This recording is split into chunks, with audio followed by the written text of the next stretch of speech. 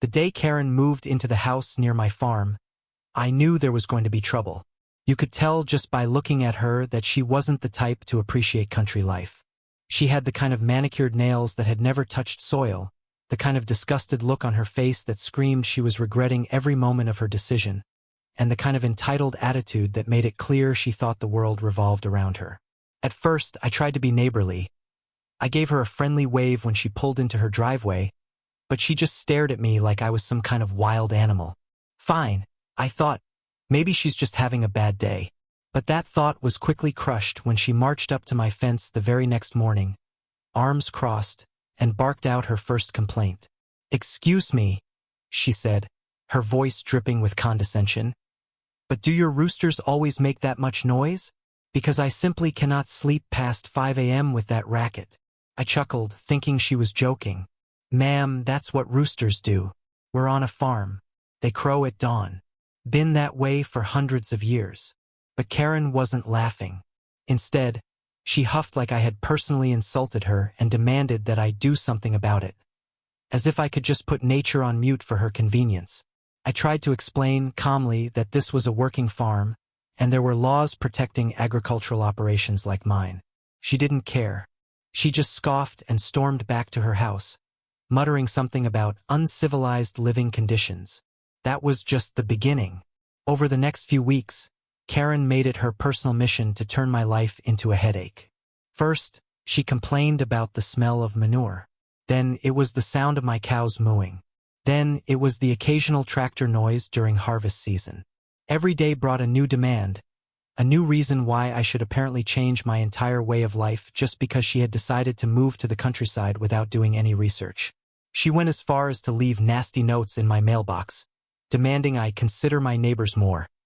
As if she was the only one who lived here and the entire farming community didn't exist.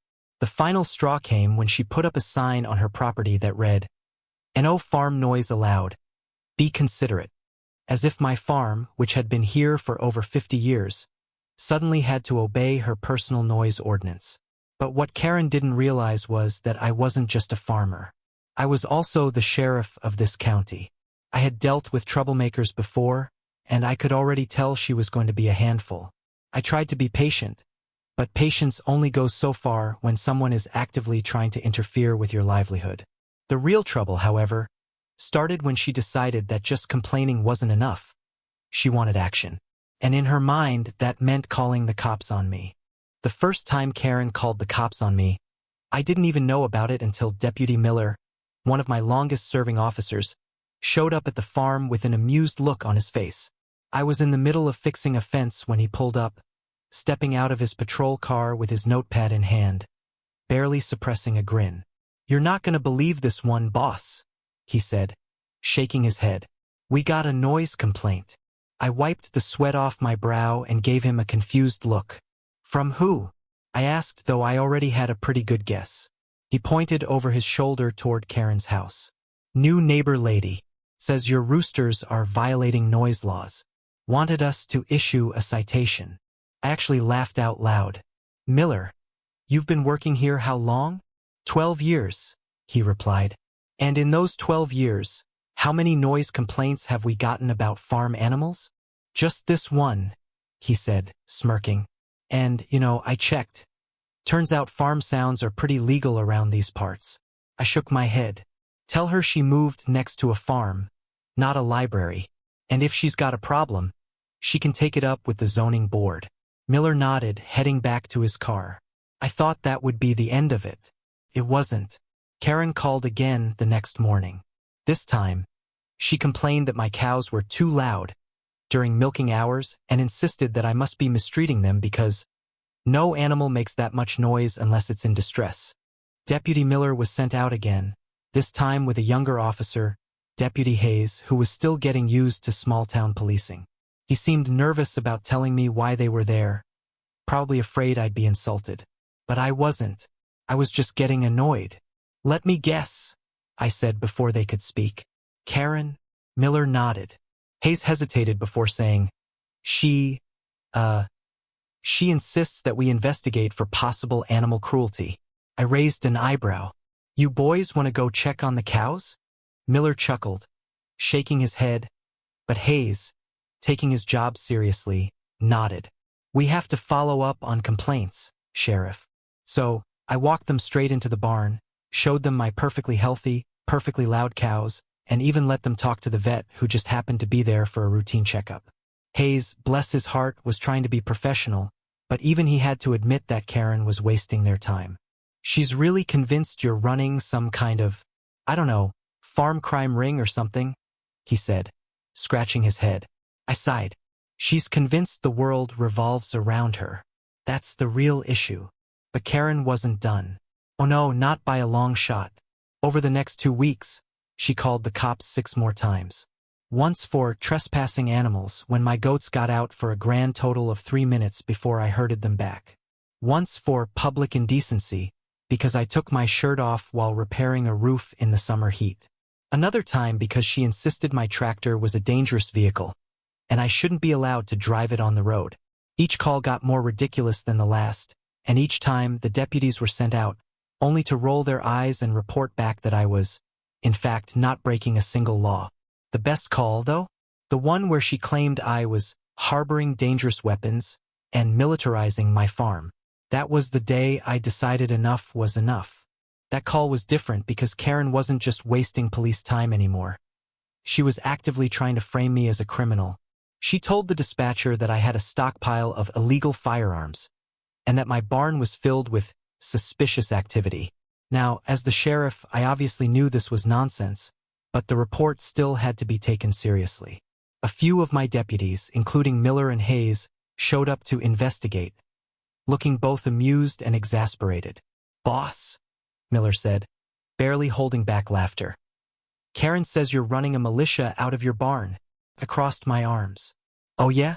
What kind of militia?" Hayes read from his notepad, struggling not to grin. One with attack roosters and guard goats, apparently. That was it. That was the moment I decided I was done playing nice. I walked straight over to Karen's house, knocked on her door, and when she answered, I gave her the most sheriff-like look I could muster. "Karen," I said, my voice calm but firm, "this is your final warning. You have now made multiple false reports to law enforcement. If you call in another fabricated complaint, I will personally have you charged for wasting police resources." She gasped like I had just insulted her entire family lineage. But I was just, "No, ma'am," I cut her off. "You were just trying to stir up trouble because you don't like living next to a farm. But here's the thing, you chose to live here. You don't get to make up laws just because you don't like the ones that exist. So, let me make this crystal clear. If you ever falsely report me again, I will arrest you myself." Her face went pale. I could see the gears turning in her head, trying to figure out how to argue. But for once, she had nothing to say. With a huff, she slammed the door in my face. I thought that would be the end of it. I thought she'd finally realize she couldn't win. I was wrong. Karen wasn't done yet. No, she had one more move to make, and this time she wasn't just trying to get me in trouble. She was trying to take me to court. After weeks of failed police calls, Karen must have realized that she couldn't get me arrested, fined, or otherwise shut down with her complaints alone. So, she did what every entitled person does when they don't get their way. She hired a lawyer. Now, I wasn't worried at first. What could she possibly sue me for? Owning a farm? Existing? But Karen was nothing if not persistent, and she managed to find some hotshot city attorney who either didn't know the law or didn't care as long as he was getting paid. The first I heard of it was when I got served with an official nuisance complaint. Karen was claiming that my farm was a public disturbance, and that I was personally responsible for her loss of sleep, property devaluation, and emotional distress. I stared at the papers in disbelief. Emotional distress? Because of roosters? This was beyond ridiculous. But it got better. She wasn't just trying to get my farm fined or restricted. She wanted monetary damages. That's right. Karen was suing me for actual money, claiming that the horrible conditions of living next to my farm had ruined her quality of life. She wanted $50,000 in damages. I nearly laughed when I saw the number. There was no way she was winning this. Not only was my farm legally protected under right to farm laws, But I had the full backing of the county. And let's not forget, I was the sheriff. If there was one person who knew the law inside and out around here, it was me. But Karen was convinced she had the upper hand. She started bragging about the lawsuit to anyone who would listen, telling neighbors that she was about to set a precedent and make this town livable again, as if the town hadn't been just fine until she showed up. The court date was set, and I decided I wasn't just going to defend myself, I was going to make an example out of her.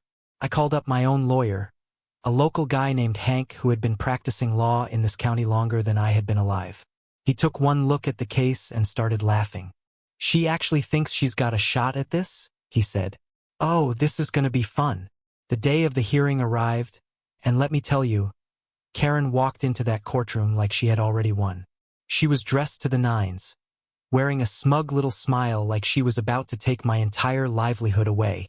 Her lawyer, some slick-looking guy from the city, stood up and gave a dramatic speech about how Karen was a victim of my reckless disregard for residential peace. He painted a picture of her as a helpless woman trapped in a nightmare, forced to endure the horrors of constant noise, foul odors, and environmental hazards. He even threw in some fake sniffles for effect.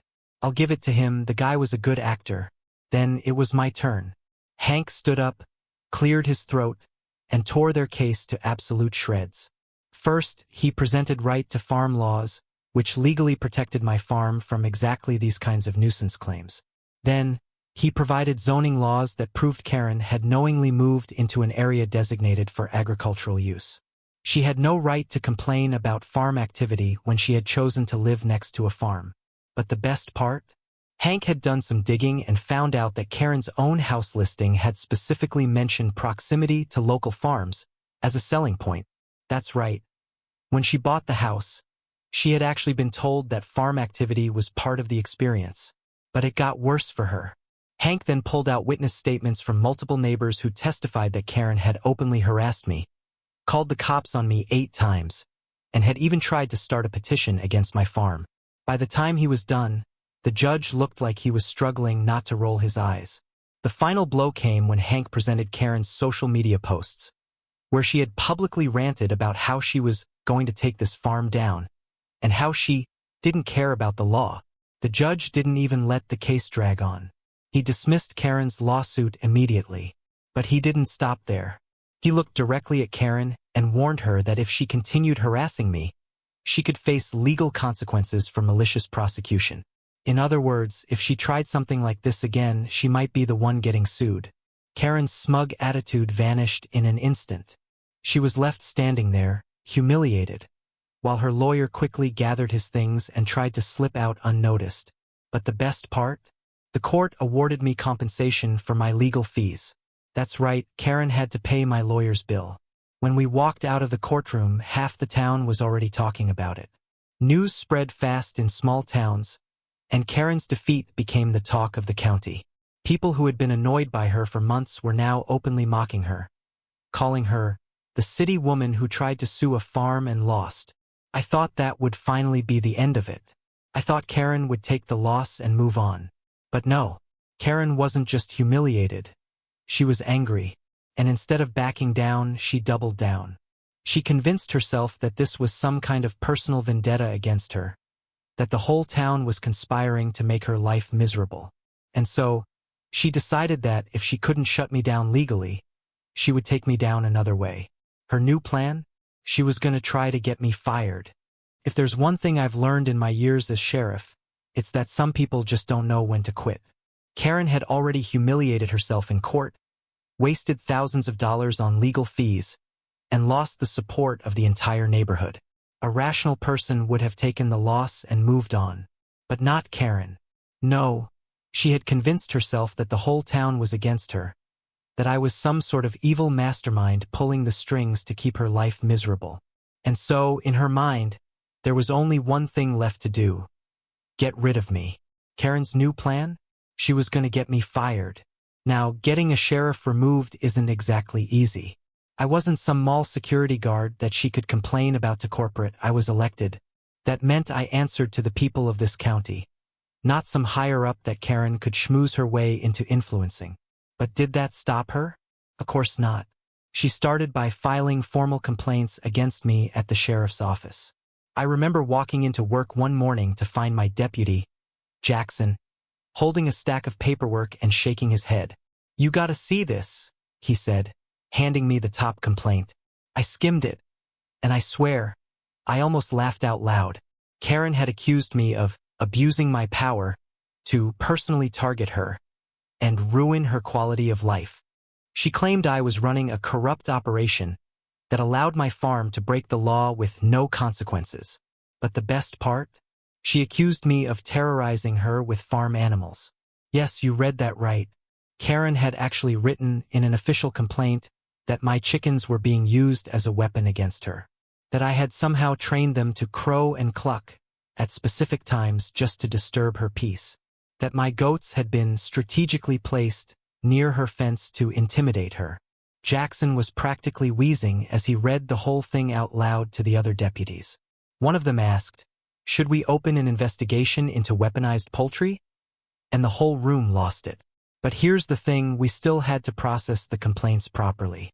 That meant forwarding them to the county commissioner for review. And while I wasn't worried about the outcome, I knew this was just Karen getting started. Sure enough, when the complaints didn't get me fired, she upped the ante. She started attending county meetings and public forums, loudly ranting about how I was a bully and a tyrant who was abusing my position. She claimed I was harboring dangerous livestock and that my farm was a public health hazard. She even accused me of running an illegal business, claiming I was selling produce without a permit, which, by the way, was completely false. My farm was fully licensed and compliant with every regulation. But Karen wasn't just making noise. She was recruiting people. She started a petition to have me removed from office. She went door to door, telling exaggerated sob stories about how I had ruined her life and destroyed her dreams of peaceful country living. She begged people to sign, claiming that I was a menace to society. I'll admit, I was a little curious to see how far she would get. I knew most of the town had my back, but there were always a few folks who might fall for Karen's nonsense. So I kept an eye on the petition, and when she finally submitted it to the county office, I requested a copy. Guess how many signatures she got? Eight people, and half of them weren't even from our town. To make things even better, someone had signed it as John Wick. It was a complete joke. The county immediately rejected it. But Karen, she still wasn't done. Since she couldn't get me fired through legal channels, she decided to go full scorched earth. She started writing letters to local newspapers, calling me a corrupt sheriff. She posted wild accusations on social media, claiming I was running some kind of criminal operation out of my barn. And then, when that didn't work, she tried to set me up. One day, I got a call from Jackson. "You need to get down here," he said. "We got a problem." When I arrived at the sheriff's office, there was a state investigator waiting for me. Apparently, Karen had filed an official report with the state, claiming that I was taking bribes to cover up illegal activity on my property. Now, this was serious. False complaints were one thing, but bringing in state investigators, that could actually cause trouble even if I had nothing to hide. So, I sat down with the investigator and laid everything out. I provided full access to my financial records, my farm's paperwork, and even security footage of my property. The investigator dug through everything. They interviewed my deputies, checked my bank statements, and even examined my livestock records. And you know what they found? Absolutely nothing. But they did find something interesting when they looked into Karen. Turns out, Karen hadn't just moved here because she wanted country life. She had moved here because she had been kicked out of her previous HOA for harassing her neighbors. Yep, Karen had a history. She had pulled this exact same nonsense in another town, making baseless complaints, trying to control people's property, and even attempting to sue her way into power. When her old HOA finally had enough, they forced her to leave. The state investigator? They were not happy. They reported Karen for filing a false claim against law enforcement, which was a crime. She could now face real legal consequences. When I found out, I decided it was time to end this once and for all. The very next morning, I had my own legal team draft a cease and desist order against Karen for harassment, defamation, and filing fraudulent claims. And if she violated it, she'd be facing real charges. When she got served, Karen was livid. She stormed out of her house, screaming at anyone who would listen. But this time, nobody cared. The town had seen through her. She had burned every bridge. And just when I thought it couldn't get any worse for her, the HOA turned on her. That's right, her own HOA, the one she had been so determined to control, had finally had enough. They had been watching this disaster unfold, and they realized that Karen was bad for business. So they made a decision. They revoked her membership. Karen was officially kicked out of the HOA. She had lost everything. Her lawsuit, her reputation, her influence, and now even the tiny bit of power she thought she had. But the final blow was still coming. Because Karen, she was about to face real legal trouble. For most people, this would have been the end of the road.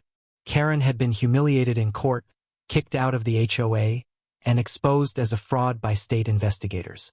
She had lost all credibility, burned every bridge, and ruined her own reputation beyond repair. But somehow, someway, she still thought she could win.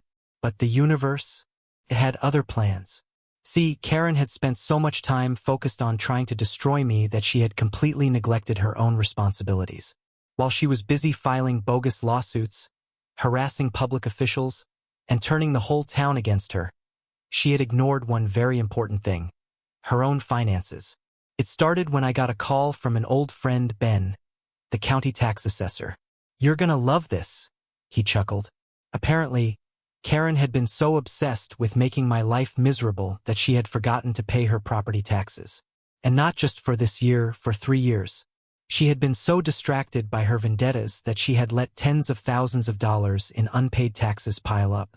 And in this county, if you go too long without paying, your property gets seized.